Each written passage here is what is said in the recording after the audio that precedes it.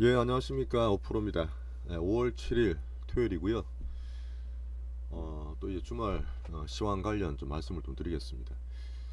이번 주는 지금 5월 5일 목요일이 어린이날이었죠.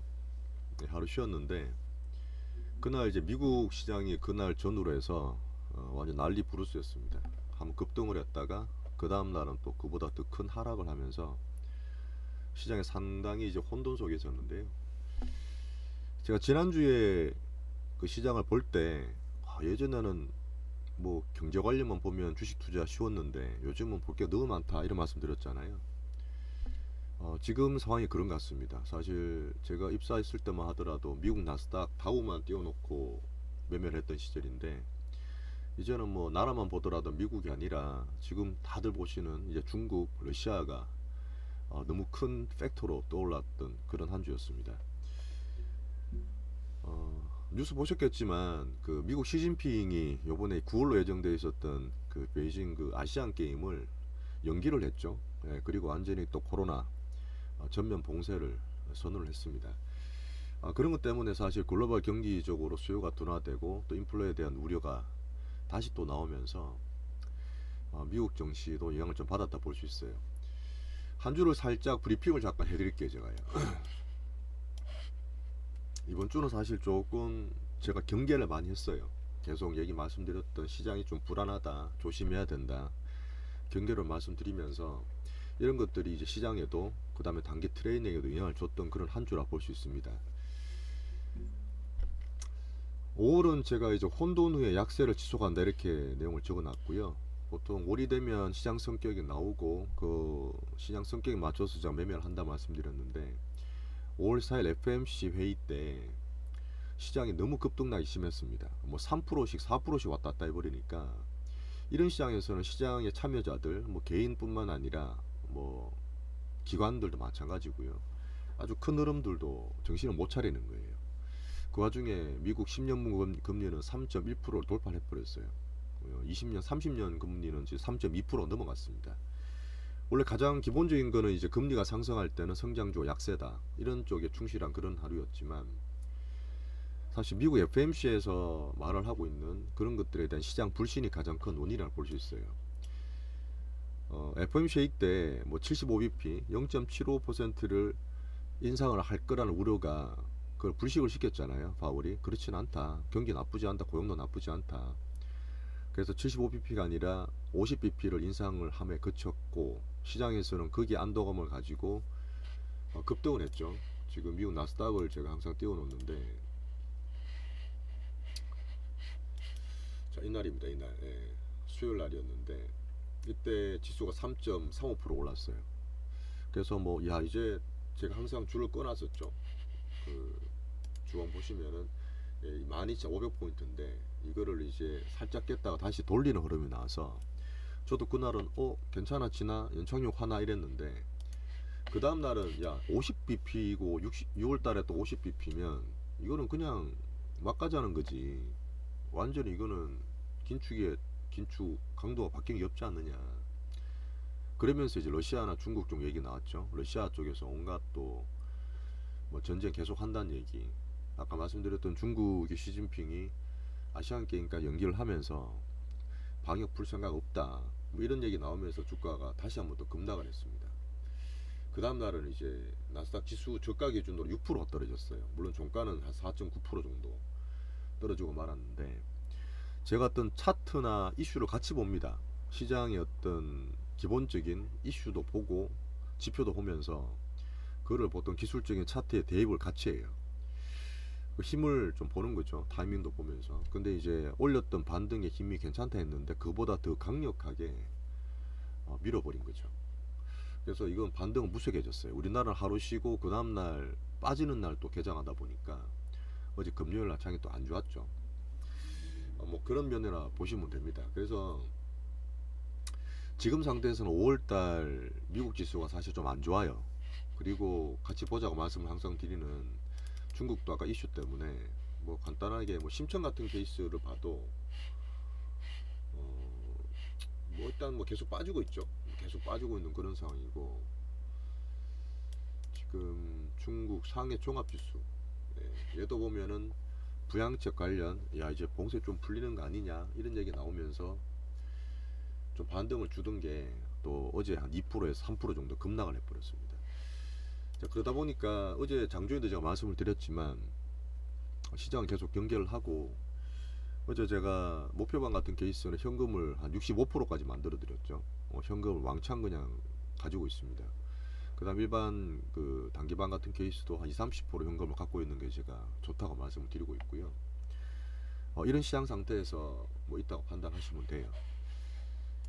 자, 미국은 일단 계속 경계를 합니다. 뭐 계속 여러 번 말씀을 드리니까 바뀐 게 없어요. 이번에 사실 FMC 후에 조금 기대를 살렸다가 뭐 잊어버리시고 다시 좀 약세장, 기술적으로 봐도 그 다음에 미국 중국의 어떤 그런 정치적인 지정학적인 리스크를 보더라도 계속 약세를 지속하고 있다고 보시면 됩니다.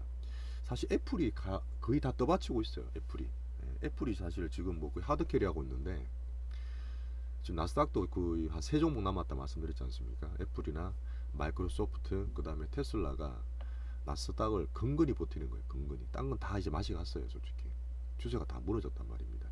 그 다음에 나스닥 지수 기준으로 5주 동안 5주 연속 음봉이에요. 5주 연속 하락입니다.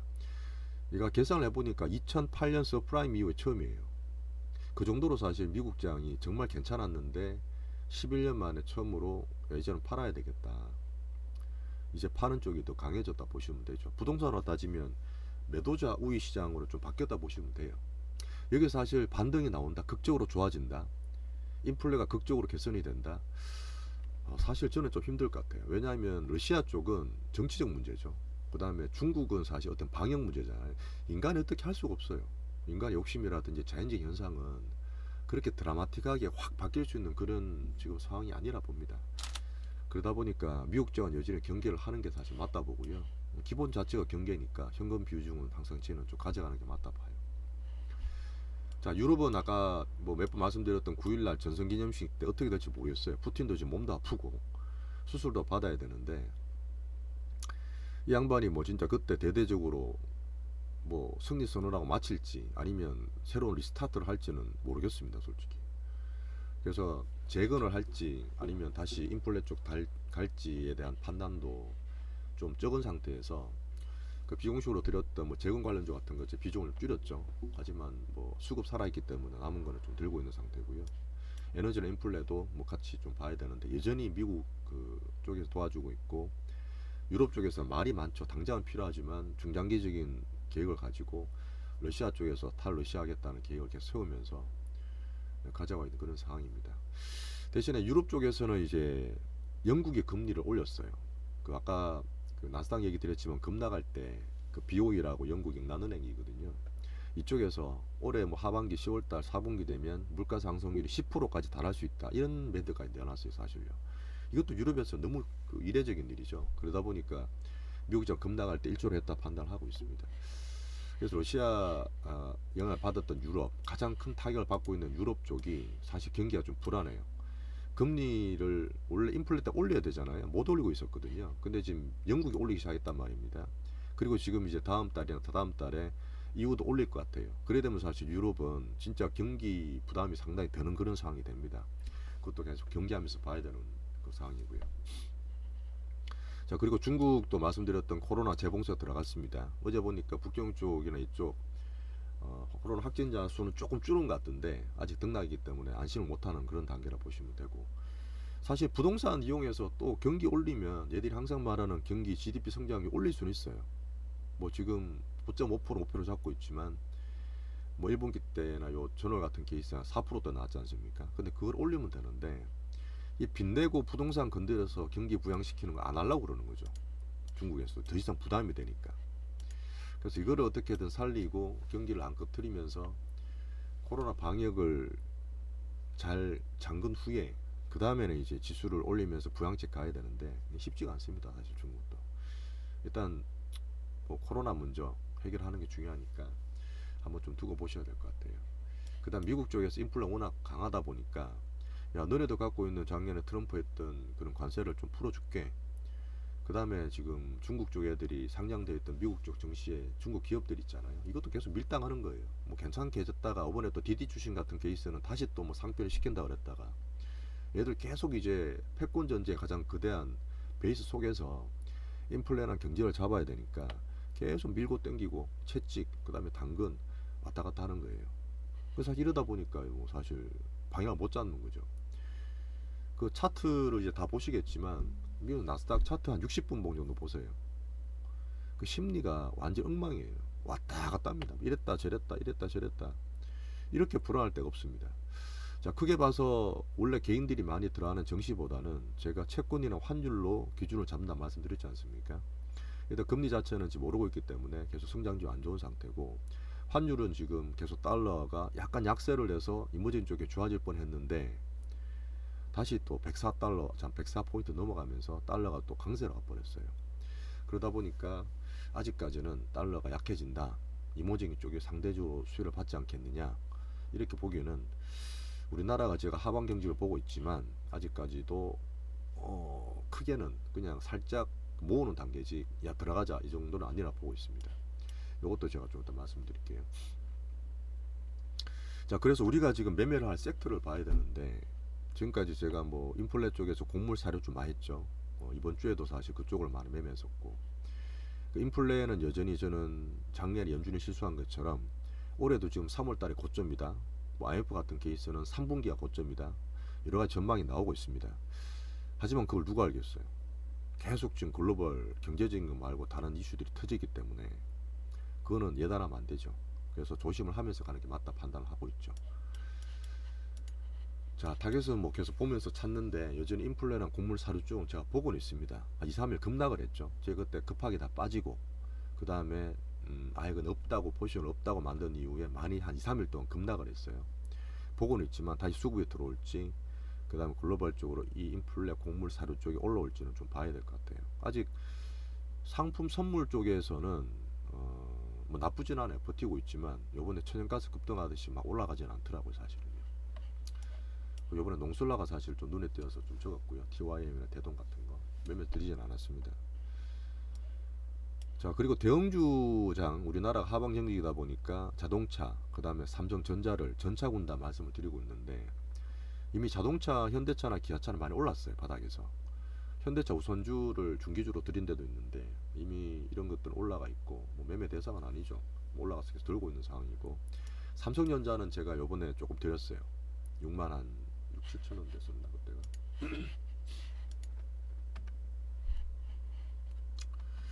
어쨌든 제가 왜 이런 말씀을 드리냐면 2011년 서프라임 이후도 그랬었고요. 짧게 QT 긴축이 와서 또 2018년 하반기 말에도 그랬었고요. 선진국과 이모징이 항상 주고받고 하는 게 있어요. 큰 흐름도 그렇고 짧게도 그렇고. 글로벌 자금들이 그래야 되는 거죠. 비싼 걸 팔고 싼 거를 사다 보니까 그런 패턴이 나오는 겁니다. 항상 이제 중국 관련 중화권을 우리가 본다 그랬는데, 우리나라가 지금 중국과도 오히려 차별화 보이고 있죠. 뭐 커다란 반도체, 그 다음에 2차전지, 그 다음에 사실 우리나라가 워낙 싸요. 항상 코리아 디스카운트의 틀을 벗어난 적이 없기 때문에 우리나라의 어떤 수출 무역지수 같은 케이스는 글로벌적으로 선행지수로 보다시피 상당히 중요한 지수고 중요한 위치에 있는 나라입니다. 여전히 외국인들 우리나라 사지 않고 있죠. 하지만 걔들이 팔지만 않아도, 사는 게 아니라 팔지만 않아도 우리나라는 상승할 수 있습니다. 그 정도로 사실 우리나라는 싸고 그 외에 저력들 기다리는 수급들은 사실 있어요. 지금 삼성전자 작년 3월달에 들어가고 지수 들어가신 분들 1년 넘게 고생하고 계신데 사실 빠질 분 다 빠졌어요. 뭐 크게 들어가서 레버리 썼던 분 죽을 분 다 죽었고, 이제는 정말 길게 중장기 하는 분이 대부분 남아있다 보거든 저는요. 그래서 삼성전자 같은 케이스는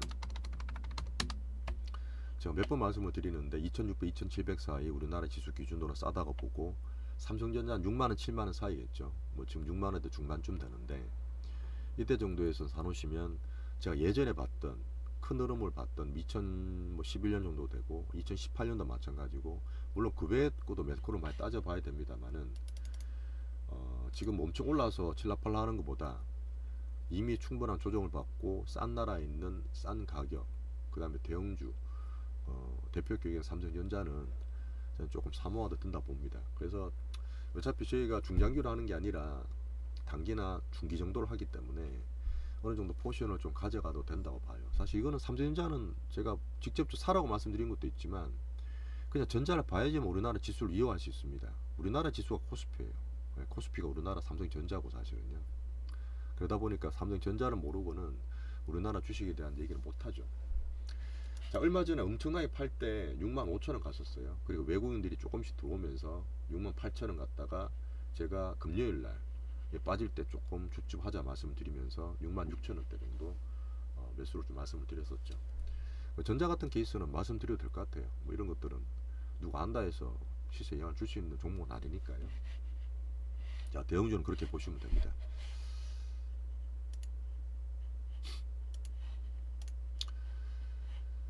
그래서 뭐 대형주 쪽은 제가 봅니다만은 지금 가자는 절대 아니고 정말 많이 쌀 때 현금 있고 시간 많은 분들 조금씩 모으는 시기 전차를 좋게 보는데 자동차 올랐기 때문에 타이밍 말씀 안 드리고 전자는 지금 좀 빠지기 때문에 3전을 말씀드립니다. 뭐 수배씩 났던 거는 옛날에 있어요. 2011년 전 말씀드리지만 2, 3년 동안에 한 6, 7배씩 올랐어요. 뭐 대형주장이 오면 사실 그렇게라도 가능합니다. 지금 몇 년 동안 하셨던 분들 야 전자주 뭐 얼마나 가겠어 하시는데 정말 사실 대형주장이 올 때가 정말 시장이에요. 안 올 것 같죠. 근데 세상은 주식은 항상 돌고 돌아요. 그래서 나는 우리나라 이머징의 천병인 우리 지금 중국이 힘들고 바이든과 또 우리나라 정권이 바뀌고 어떤 정치 경제적인 측면에서 우리나라 반도체 정말 중요하게 봅니다. 정말 중요하게 봐요. 한번 같이 한번 보시죠. 뭐 삼성전자가 어떻게 될지 우리나라 반도체 코스피가 어떻게 될지 저는 큰 꼭지로 항상 이걸 넣어야 된다 봐요. 우리나라 코스피랑 삼성전자 대형주 장세에 대한 기대감 예단하지 않지만 같이 한번 보시죠. 자, 그다음 방산주 상당히 좋았습니다. 방산주는 올해 뭐 1분기부터 계속 말씀을 드렸고 전쟁 터질 때부터 말씀을 드렸는데 이제는 다들 아시는 뭐 LIG 넥스원, 한국 항공우주 이런 것도 신고가 다 났고요. 하나 에어로스페이스도 좋고 근데 플러스 우리나라에서 우주항공을 많이 키우려고 그러고 있잖아요. 뭐 당장 돈이 되는 섹터는 아니에요. 수소처럼. 하지만 어쨌든 전방위적으로 키우는 필요한 우리나라에서 미래지향적으로 하는 섹터이기 때문에 방산주에다가 우주항공까지 포함된 이 세 종목은 어쨌든 중기주로 꼭 편입을 해야 된다.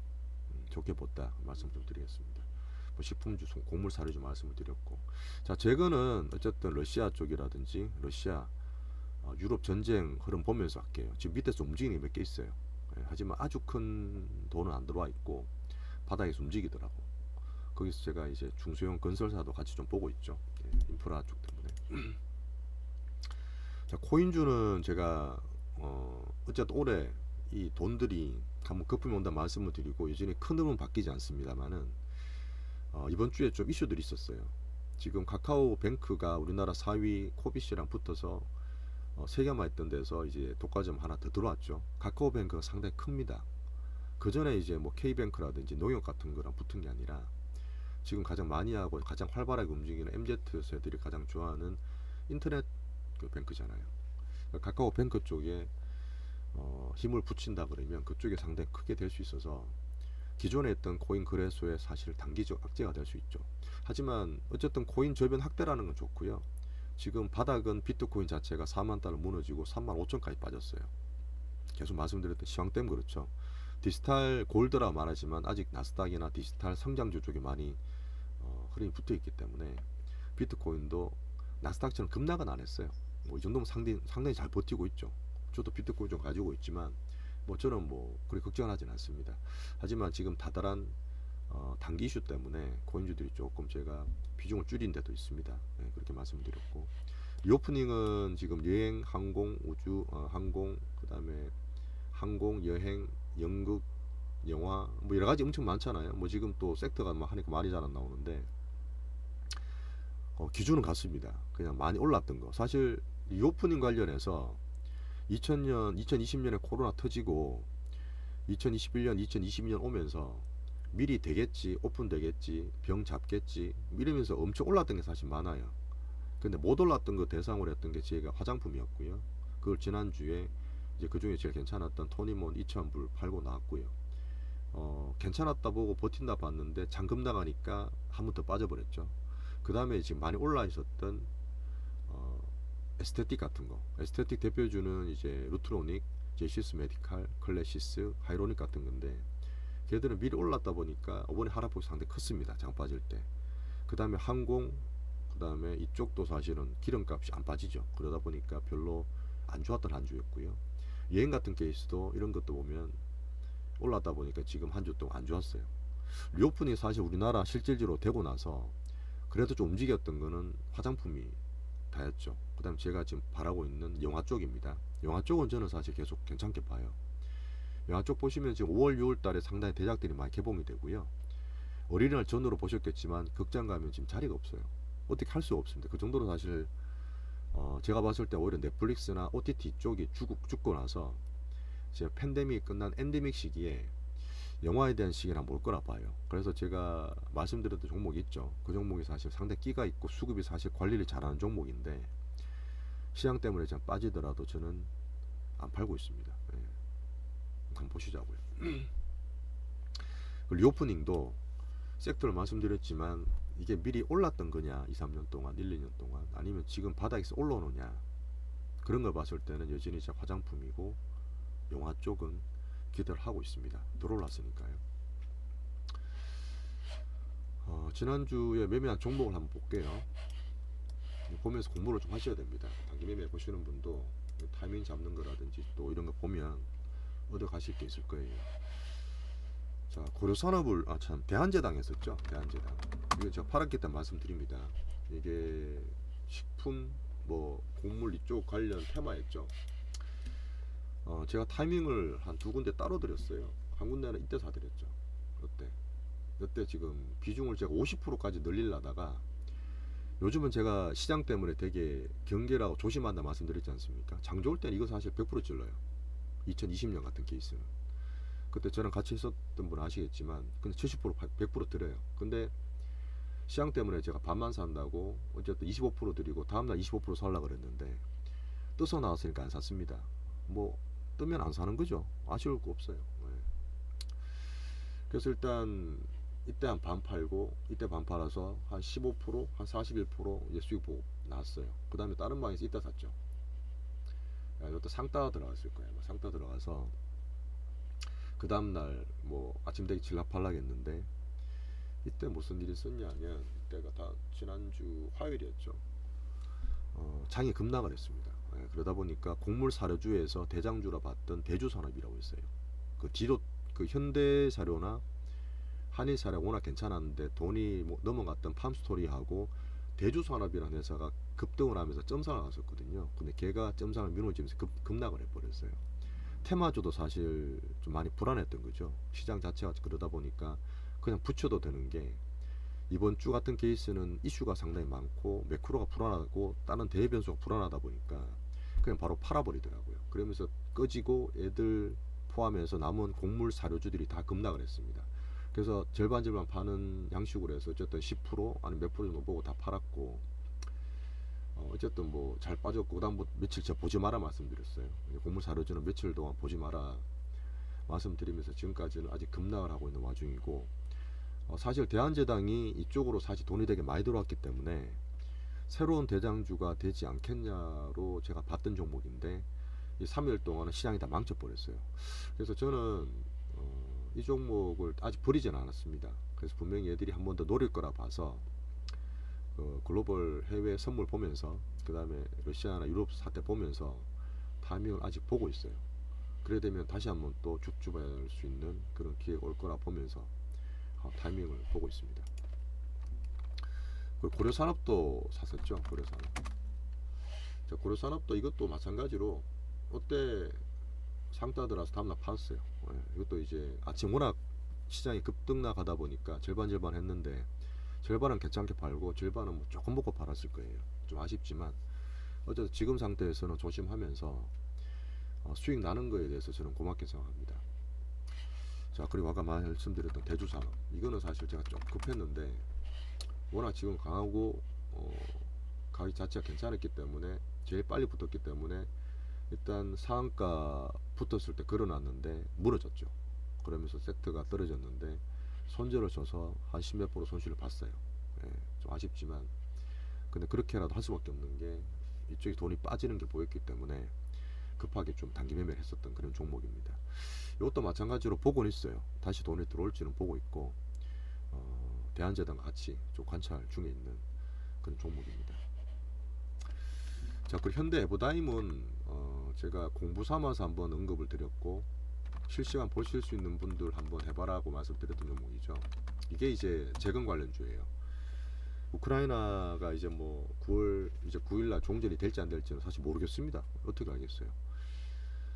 그렇다 보니까 지금 돈은 들어와 있는 상태에서 등락이 있었고 뭐 9천 초반에 왔다가 뭐 다시 밀려서 끝나 걱정을 하셨는데 어쨌든 이 돈이 들어와서 단기적으로 이슈를 만드는 애들은 손해는 잘 안 봐요. 어쨌든 걔들이 좀 물린다 하더라도 좀 팔고 나갈 기회를 단기적으로 주기 때문에 그날 또 9천 몇 병 갔었죠. 그래서 불안하니까 한 반 정도 비중을 줄이라 말씀을 드렸고 비중 많은 분들 있죠. 또 왜냐하면 장이 또 안 좋을 때는 또 마음 급한 분이 계시잖아요. 뭐 절대 그러면 안 된다 저는 봅니다만은 좀 줄여드렸고 뭐 남은 거 이제 이슈도 보면서 좀 가져가자고 뭐 어제도 사실 9천원 넘었다는데 일단 9일날이면 그 유럽 기준으로 이제 우리나라 월요일 오후장이니까 오전장 간지는 보면서 좀 대처를 하는 게 좋을 것 같습니다. 야, 너무 뭐 리스키하게 뭐 베팅을 이렇게 갬블처럼 하실 필요 없다 봐요. 왜냐면 빠지면 또 살 수 있으면 그때 사면 더 좋잖아요, 그죠? 네, 그렇게 보면 될 것 같아요. 일단 지금까지 갔던 거 말고 새로운 테마다 보니까 좀 관심을 갖고 있습니다. 재건 테마, 건설 테마, 인프라 테마 이쪽이죠.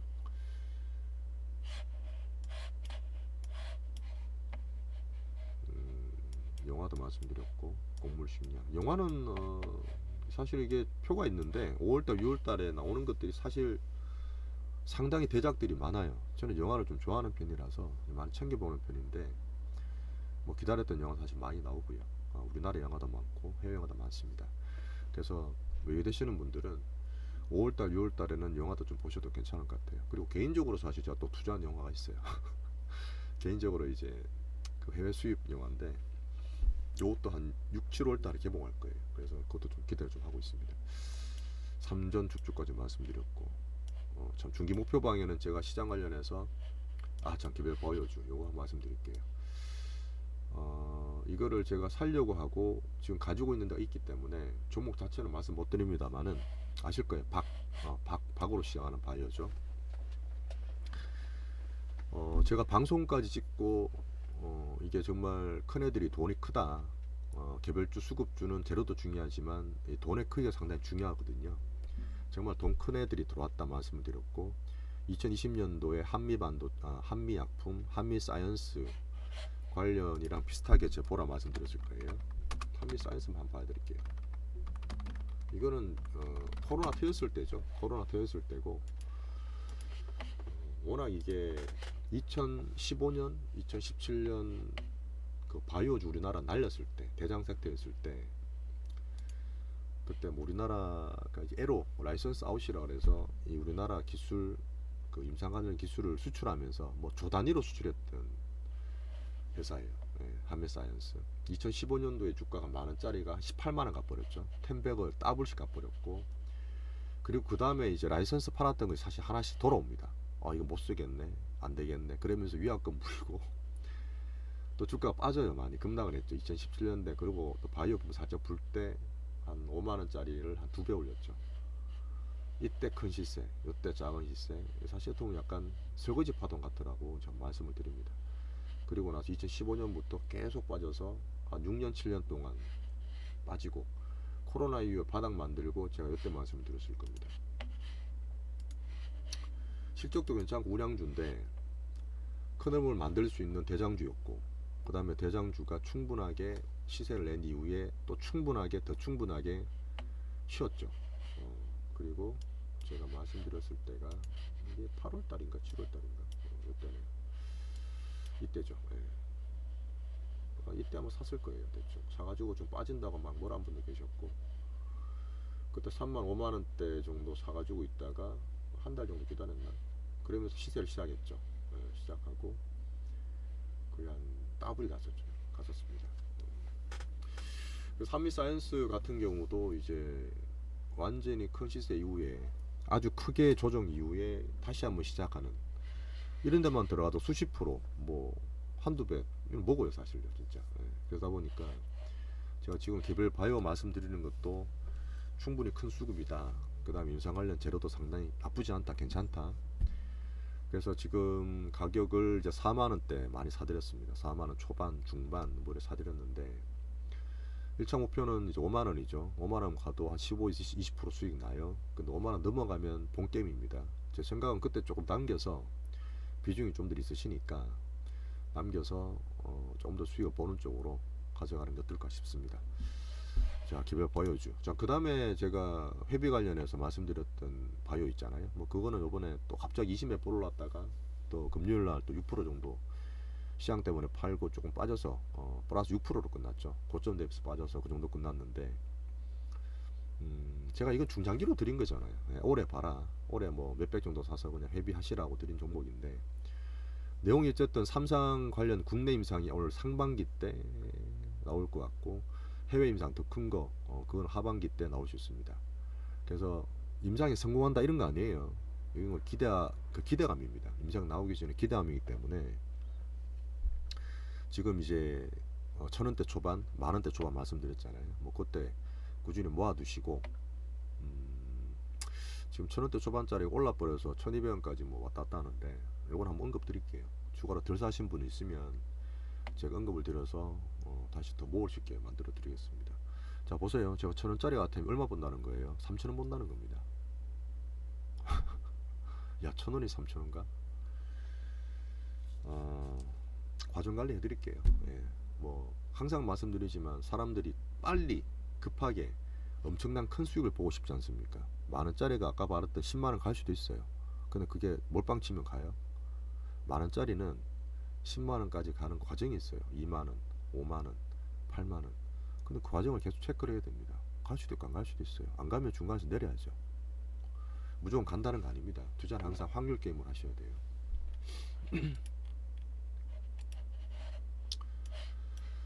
자, 이제 시장이나 종목 관련 얘기는 그 정도로 하고요. 자, 마지막에 제가 또 시장 얘기 잠깐 드리겠습니다. 지금 시장이 사실 안 좋아요. 예, 진짜 많이 안 좋습니다. 제가 원래 올해는 제가 투자를 그냥 저 혼자 하고 말라 그랬어요. 근데 목표방에 있는 분들이 사실 요번에 조금 시간이 오래 걸리다 보니까 약간 사실 저도 그래요. 그 다음에 단기 트레이딩에 대한 테마주도 돌다 보니까 기회를 잡고 있는 그런 상태고 예전처럼 완전히 초급락을 해서 나스닥이 바로 10,000포인트 간다 이런 건 저는 아니라 봐요. 예, 그러다 보니까 그 사이에서 충분히 모을 거는 생길 것 같다. 그런 판단이라서 시장은 약세지만 그 시장에 맞춰서 가장 무섭고 가장 중요한 시장에 맞춰서 시장에 이길 수 있는 매매를 계속 저는 할 겁니다. 그래서 현금 비중을 갖고 하고 그 사이에 뭐 제가 경계하면서 조심스럽게 하고 단기로 드릴 때 뭐 절반이 사고 이 답답한 게 절대 아니에요. 몇 번째 말씀드리지만 아시겠지만 제가 정말 괜찮다 판단할 때는 레버리지 풀로 실어요. 한 3배씩 찔러 버립니다. 내가 돈 1억 있다 3억 사요 그냥 한방에.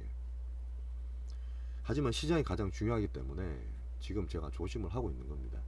분명히 제가 하는 방식대로 따라오시고 이해하시면 여러분들 계좌나 투자하시는 데는 충분히 제가 도움이 될 거라고 자신있게 말씀을 드리겠습니다. 시장을 정말 열심히 봐요.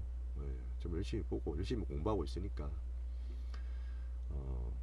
한번 잘 좀 저를 봐주시고 저는 그렇게 봅니다. 지금 미국 약세로 보고 우리나라를 하방 경직 보는 이유는 세상도 그렇고 인생도 마찬가지지만 차면 항상 기울어요. 너무 찼어요. 너무 올랐어요. 너무 셌습니다. 그럴 때는 살짝 꺾고 많이 쉬고 많이 기었고 이런 쪽으로 들어가는 게 맞다 봐요. 항상 그게 좋습니다.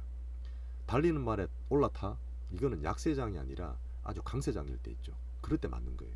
왜? 그런 게 더 가니까 가고 더 가니까 그 지금은 테마든 뭐든 조금 조심을 하면서 약세장에 맞게 매매를 좀 하고 강한 종목을 골라란 말은 공부하시는 분들 아셔야 돼요. 약세장일 때는 약하다 줄이자 쉬자 이게 물론 좋기도 하지만 이럴 때 강한 종목들이 있어요. 양봉이 나고 돈이 들어오고 안 빠지고 버티는 애들 이런 종목 소팅을 계속 매일매일 해보세요. 이런 거 모아서 저는 매매하는 겁니다 사실. 그게 제 노하우예요. 뭐 노가다죠. 매일 보고 매일 종목을 고르고 또 들어가서 다 봐야 되니까 근데 이렇게 안 하면 종목 못 골라요. 쉬운 게 없습니다. 그리고 정말 위기 뒤에는 기회는 반드시 와요. 인생도 그렇지만 투자를 해보면 길게도 짧게도 아 죽었구나 끝났구나 하고 나서 그때 살아남잖아요. 기회는 반드시 와요. 근데 아이러니 뭐냐, 이 위기를 이겨야지 옵니다. 위기 때 죽어요. 그러면 기회는 딴 놈이 먹습니다. 위기 때 정신 바짝 차리고 현금을 지키고 살아남으면 지금 뭐 찔끔찔끔 불안하고 이런 거보다 미친 듯이 막 지르고 해도 수익이 팡팡팡 나는 장이 분명히 와요. 저도 그렇게 믿고 있고 그 순서가 우리나라 쪽으로 돌아올 거라고 저는 조금 보고 있습니다. 그래서 그 기회를 잡을 때까지 저도 투자를 할 거고, 여러분도 같이 한번 보시면서 좋게 기다리시면 될 것 같아요. 잘 지키시고, 레버리지 없습니다. 절대 없습니다. 지금 현금 비중 제가 공식적으로 드렸죠. 어쨌든 간에 단기 트레이닝 할 때 하더라도 지금 현금을 갖고 있는 분들은 진짜 고마운 현금이다. 시장이 안정될 때까지는 이런 생각 항상 가지시는 게 저는 좋다고 판단합니다. 오늘 5월 7일 토요일이고 내일 일요일인데 어쨌든 올해 뭐 내일 날씨가 조금 흐린 것 같아요. 근데 뭐 어쨌든 나들이 가기에는 문제 없을 것 같으니까 또 리프레시 잘 하시고 정말 푹 쉬시면 월요일 날 또 힘차게 또 뵙겠습니다. 감사합니다.